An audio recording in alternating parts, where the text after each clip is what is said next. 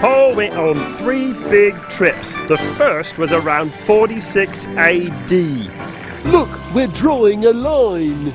Starting in Antioch, Paul sailed to the island of Cyprus, then sailed up to Asia Minor and visited the city of Perga, another city called Antioch, Iconium, Lystra, and Derbe. Then he did the whole thing backwards. Lystra, Iconium, the other Antioch, Perga, then Attalia, then sailed all the way back to Antioch, 1,400 miles. He must have used a lot of gas. But no, he was either in a boat or walking the whole way. I bet those Roman roads came in handy. They sure did.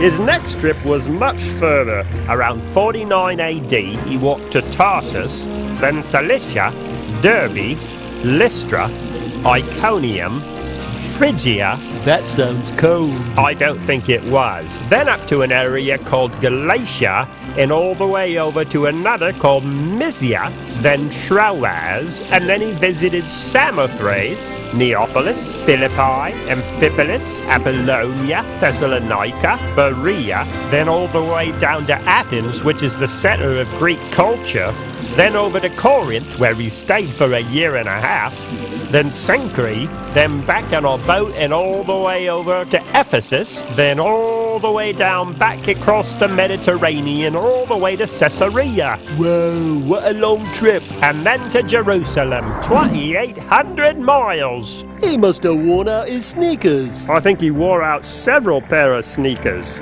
And finally, a few years later, around 52 AD, he went on his 3rd big trip. From Antioch, he walked all the way up through Galatia. That would make your feet sore. Then to Phrygia, and on to Ephesus, where he stayed for 3 years. That's a long time. Then all the way up to an area called Macedonia. Macedonia, I like that name. And back on another boat all the way down to Corinth. Then all the way back up to Macedonia. Again?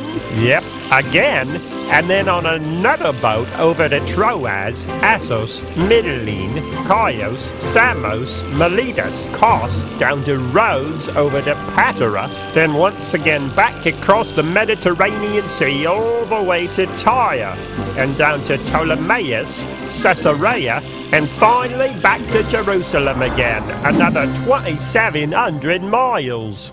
That's a lot of traveling. It sure is. It's like crossing America from one end to the other 3.5 times, and without cars or trains or planes, just his 2 feet and a boat here and there. It's pretty amazing what Paul did. And everywhere he went, he preached and taught people about Jesus. And the new Christians gathered together. They assembled together in groups in each town. We call these groups churches, a word that means assembly or to gather together.